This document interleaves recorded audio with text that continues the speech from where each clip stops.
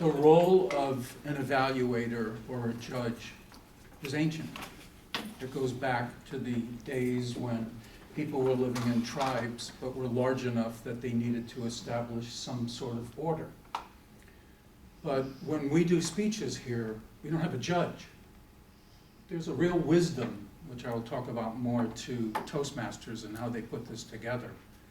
The person who will take my speech and do something with it is called an evaluator, which comes from this old Latin word that means finding value to something or finding the worth of something. Much different than just a judge. And so when you do an evaluation, it's really a great honor to be able to do it. All you need to do is 3 speeches and you qualify to do that. And you put on the mantle of people who have done that role forever. You put on the mantle of the wisdom of Solomon. You have the compassion of Buddha or Jesus. And you have the objectivity and attention to detail of a Sherlock Holmes. Now, I know he wasn't a judge, but he did bring people to justice, so that's close enough. I want to tell you a story, an ancient story that puts an appropriate light on this. And it comes from the Old Testament. It's the book of Daniel. And I didn't read it too closely because if I read things too closely, I can't take liberties with them. And I like to take liberties with them, especially when I'm telling a story. So there was this ancient king, his name was Balthazar.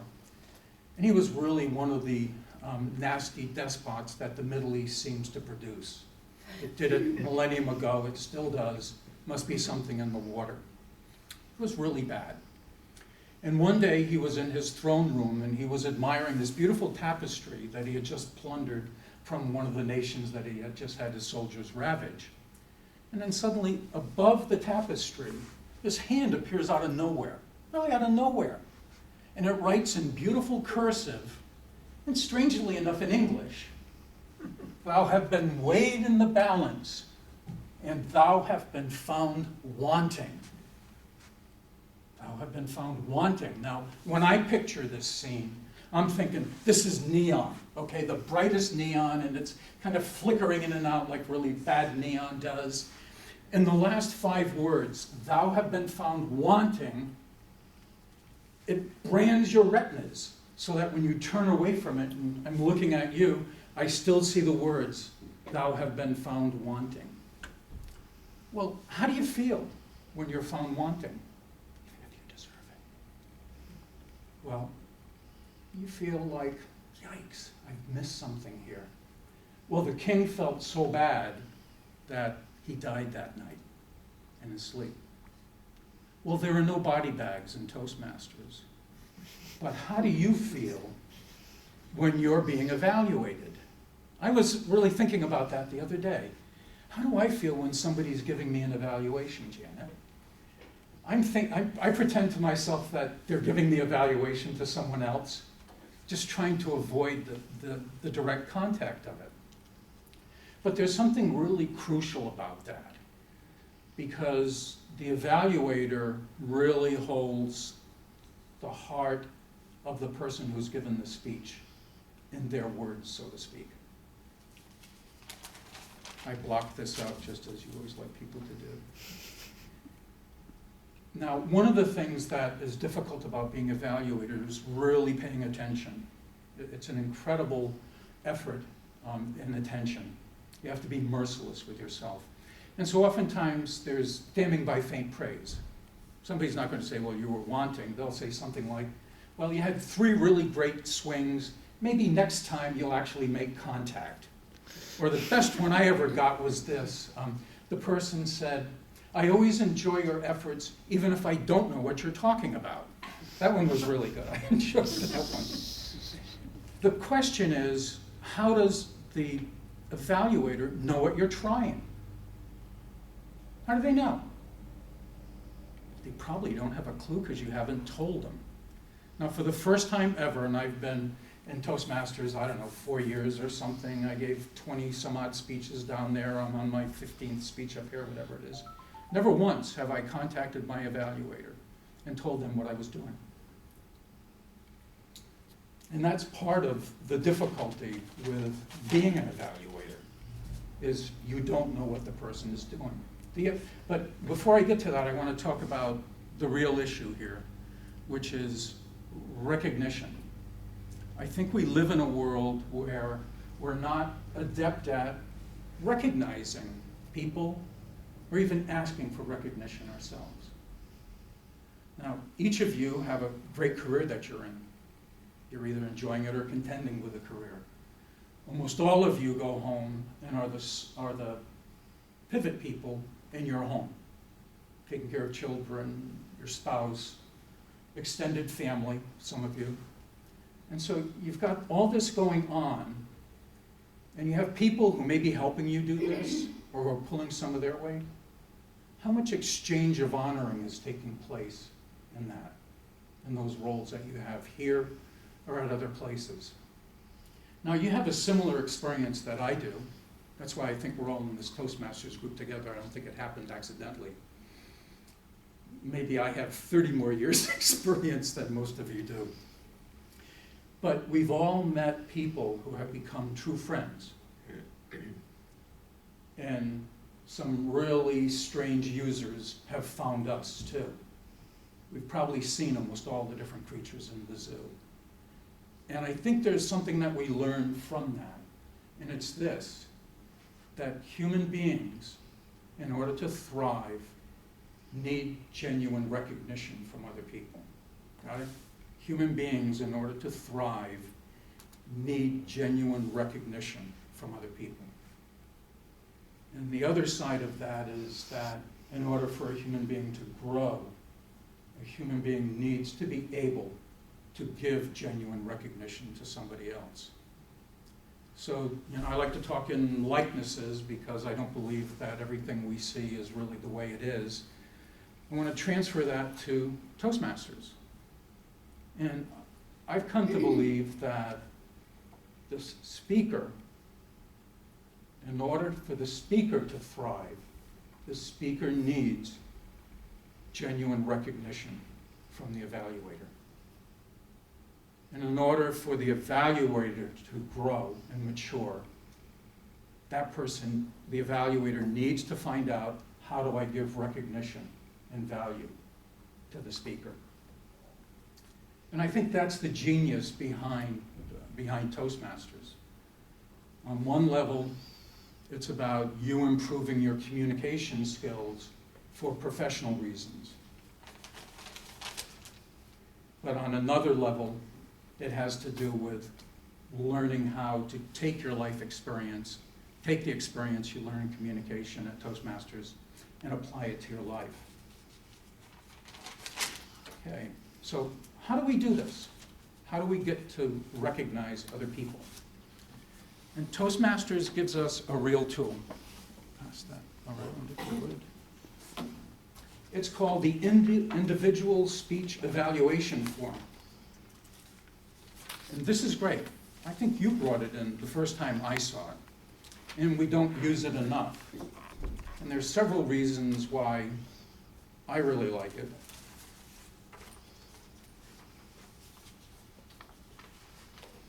I need every minute for my own words. And I like the way they set it up. As I saw you, as I heard you, as I reacted to you.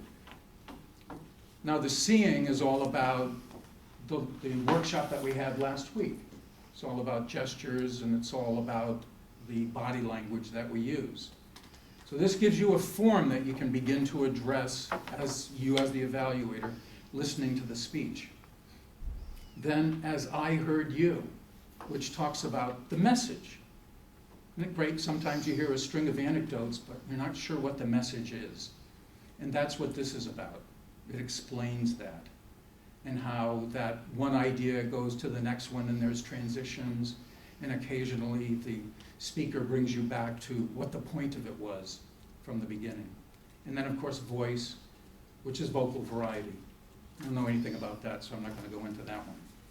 And the one I like the best is how I reacted to you. It's not how I'm some God who knows all. It's just how I react to you. okay?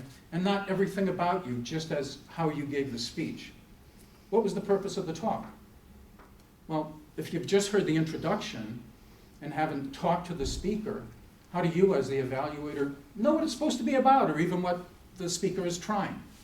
And as I said, for the first time ever, I communicated with Janet, who's evaluating my speech, because I wanted her to know what I was trying and what I wasn't trying. Then it talks about, was the purpose achieved? Now, that's a yes or no question, and I don't think they mean it as a yes or no question, because the speaker doesn't want to know that he missed the mark, that he didn't quite get his message across. He needs to know how he didn't get the message across. That's where you, as a mind reader, sort of comes in. What was missing from the speech? It's not there. There was something missing. How do you find that out? And the other part that I really like is, to improve your next speech, what would you suggest? Okay. Now, I know that Grace has come up with this idea of take the speech you've given and keep redoing it. And I think that actually works.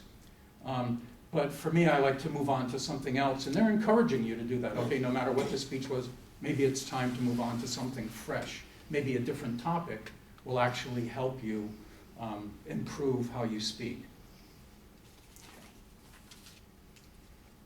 Let's see. Now, I want to talk just a little bit about the nature of speaking, both for the speaker and for the evaluator.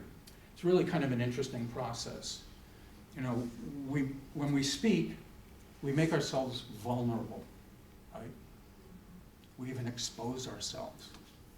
I thought it was really amusing. Jason talked about to relax himself, he thinks about you as naked. To relax myself, I think of me as me being naked. I know the horror of it. But anyway, okay, let me go back to the first, we make ourselves vulnerable. I am opening myself to you, you know? This is who I am. We expose ourselves. And if you're like me, you suffer some performance anxiety. But I'm going to continue to show myself off, and I'm going to risk rejection. What does this begin to sound like to you? To me, it's beginning to sound like dating or a mating ritual of some sort. Vulnerability, you know, risk rejection, exposing yourselves and suffering performance anxiety. And so this is where the speaker comes, this is where the evaluator comes in. How can you consider that for everybody it's not like falling off a log? You know, standing up in front of here is a challenge that some people are gravitated to. And how do you recognize that? Okay. Now, on top of the evaluator having to get up and give a speech, the evaluator has to give a speech, right? It's a 3-minute speech. What are the situations? What is the condition that the evaluator gives a speech in? It has about 10 to 15 minutes, as I take it. Okay, the speech is done. Okay, then there may be another speech. There's going to be table topics, right? And then it's time for the evaluation to take place. Okay, so what a great environment, what a great contemplative environment to think about doing an evaluation is when somebody else is speaking and the table topics are going on and really the interesting part of the meeting is taking place. And you're supposed to compose an evaluation. Okay? What if you don't know what the person is trying? And what if you, like I did last week when I was speaking, I lost my train of thought? What do you do then? Maybe you've missed the most important part of the speech. And so you have to compose this while all this stuff is going on at the meeting and in a very short period of time. And it's not just you're giving a speech about a topic, you're giving a speech about a human being. What can help you? This, did I pass this out already? That will help you. That will help you stay on track. And one of the things that I like about it is that it talks about qualities. Now, Toastmasters is always warning you. Pass them out. The same, you already did. Pass them out. You passed them out twice Pass them already. out some more. What? Pass them out some more. I want you to have many of these. It talks about the qualities of the speaker. Now, Toastmasters warns you that you're supposed to evaluate what the speaker does and not who the speaker is. Well, I personally have always found difficulty separating the act of speaking from the character of the speaker. Really? Are you faking it? Am I faking it to you? No, this is my character and this is my speech. But I think I know what they're meaning, what they're getting at. Is if you really didn't like the speaker, you're supposed to set that aside and just evaluate the speech. Well, there are some qualities that I look forward to when I'm evaluating somebody. And I try to speak to courage. Did the speaker show courage? Okay. And I remember when Lene a few weeks ago got up and gave a speech, and she didn't have her notes. She gave it anyway. And I remember when you gave a speech about Charlie Hebdo the week after it took place, and I thought that was really a bold and courageous statement. And I remember, Jana, when you gave a speech about your friend who had just had a major heart attack the day before, and you brought that back to us. So the question is, how can I summon up language to make you want to do something like that again? And then creativity is one of the other qualities that I look at. Pat, you did it. I still remember you being chased down the street by dogs and crows, okay? And Emmanuel, when he talked about which table is God watching, is he watching the ones with the chocolate chip cookies or the ones with the apples? And if Bill was here, I wanted to remind him that this is probably the only group in which a grape juice tasting ever took place. And so, how do I word it so that you will want to give another speech? Because you can't wait to give another speech because you're going to be evaluated. How do we do that? Well, and then the other thing is enthusiasm, like you doing your blocking last week. That was really great. You put yourself into it, so we were all into it as well. How do I get you to want to be all in again so you'll do it for us and we can express gratitude? Well, in conclusion, how do we do this? Well, we practice doing evaluations, okay? You don't have to just do an evaluation when you're the evaluator.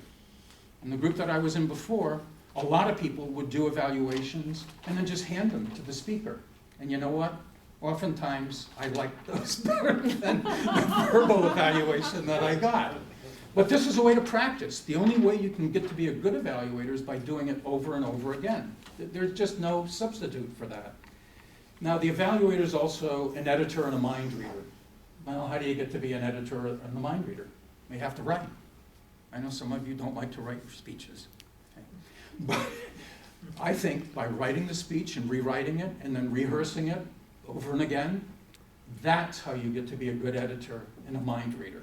Knowing, okay, what did the person leave out? Okay. Because I did it myself. I remember there was a manager in baseball, and somebody said about the manager, well, if you learn from, if you get smart by making mistakes, so-and-so must be the smartest man on the face of the earth. You have to be willing to make every mistake in the book. And then last of all, I think you need to build your own evaluation sheet. This is a great template. But the more I thought about what I do when I evaluate, that's when I came up with, okay, what do I like to see? I like to see courage, enthusiasm, and creativity. Now, we're all different, and we bring that to the speaker. To me, that's one of the beauties of Toastmasters, is that we get to share our individual lives with other people, and people give us feedback on that.